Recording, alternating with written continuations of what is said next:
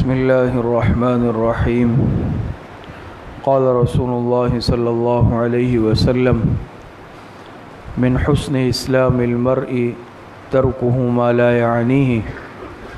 جناب نبی کریم صلی اللہ علیہ وسلم کا ارشاد مبارک ہے، انسان کے اسلام کی خوبصورتی میں سے یہ بات ہے کہ وہ لا یعنی کاموں کو چھوڑ دے۔ یعنی یہ انسان کے ایمان کی ایک خوبصورتی کی علامت ہوتی ہے، خوبی کی علامت ہوتی ہے کہ یہ انسان لا یعنی کاموں سے پرہیز کرتا ہے۔ لا یعنی کسے کہا جاتا ہے؟ لا یعنی اس کاموں کو کہتے ہیں جن کا نہ دینی فائدہ ہو نہ دنیاوی فائدہ ہو، یا سمجھ لیں کہ نہ ان کا کوئی دنیاوی فائدہ ہو نہ اخروی فائدہ ہو۔ بعض کام ایسے ہیں جس کی وجہ سے انسان کو آخرت کا فائدہ ہوتا ہے، اجر و ثواب ملتا ہے۔ بعض امور ایسے ہیں کوئی ثواب نہیں ہے لیکن دنیاوی فائدے کے ہیں، اس میں انسان کے لیے دنیاوی فوائد ہیں۔ تیسری قسم کے کام وہ ہے کہ جس میں نہ دینی فائدہ ہے دنیاوی اور نہ اخروی فائدہ ہے، لا یعنی بیکار، کرنے میں ثواب نہیں ہے، نہ کرنے میں گناہ تو نہیں ہے لیکن ضیاع وقت ضرور ہے۔ تو ایک صاحب ایمان جو ہوتا ہے وہ کبھی لا یعنی میں اپنے وقت کو ضائع نہیں کرتا، کیونکہ یہ جو وقت ہے یہ انسان کے پاس بڑی قیمتی چیز ہے۔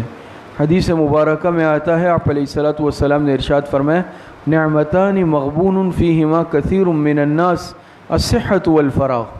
دو چیزیں، دو نعمتیں ایسی ہیں جس کے بارے میں انسان عام طور پر دھوکے میں پڑا ہوا ہے، ایک صحت کی نعمت اور دوسری فراغت کی نعمت، وقت کی۔ تو یہ وقت کی بھی انسان بڑی ناقدری کرتا ہے۔ آج دیکھیں نا ہمارا کتنا وقت بیکار قسم کی چیزوں میں گزرتا ہے۔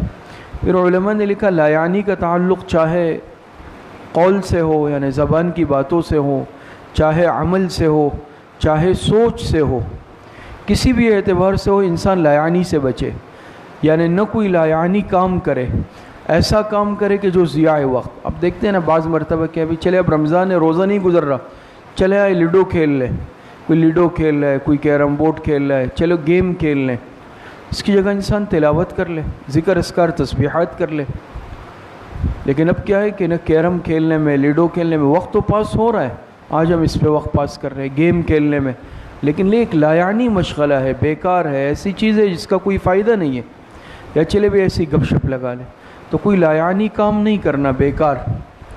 حضرت ہارون الرشید کے زمانے میں لکھا ایک شخص آیا اور کہا کہ میں ایک فن سیکھا ہے، ایک شعبدہ دکھاؤں گا۔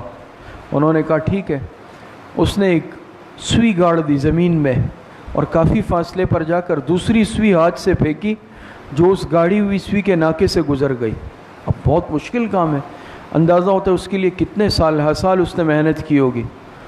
اور ہارون رشید سے انعام کا طالب ہوا تو انہوں نے اس کو انعام دینے کا حکم دیا اور ساتھ میں کوڑے لگوانے کا بھی حکم دیا۔ تو انہوں نے کہا کوڑے کیوں لگوائے؟ کہا انعام اس لیے کہ واقعی محنت کی ہے، لیکن کوڑے اس لیے کہ تم نے اپنا قیمتی وقت اس بیکار مشغلے میں برباد کر دیا، اپنی عمر ضائع کر دی۔ تو یہ انسان دنیا میں بیکار پیدا نہیں ہوا۔ اسی طریقے سے چاہے اس لا یعنی کا تعلق قول یعنی زبان سے ہو۔ اب دیکھیں نا ہماری زبان کس طرح چلتی ہے، ایک تو انسان نیکی کی بات کرے، قیمتی بات کرے، اہم بات کرے، فائدے کی بات کرے، تلاوت کرے۔ ایک یہ کہ انسان ایسی بیکار باتیں نکال رہا ہے زبان سے جس کا کوئی فائدہ نہیں ہے، بے مقصد قسم کی باتیں زبان سے نکالنا، تو یہ بھی کیا ہے، لا یعنی کے اندر آتا ہے، اس سے بھی پرہیز۔ اسی طریقے سے اس چیز کا تعلق سوچ اور فکر سے ہو۔ آج ہم سوچیں، بڑی بڑی سوچیں ہیں، شیخ چلی کی طرح خیالی پلاؤ پکاتے ہیں، گھنٹوں گزر جاتے ہیں۔ تو یاد رکھیں سوچ سے انسان ایک انچ بھی آگے نہیں بڑھتا، صرف اگر سوچ ہے اور سوچ میں کہاں سے کہاں پہنچ گیا۔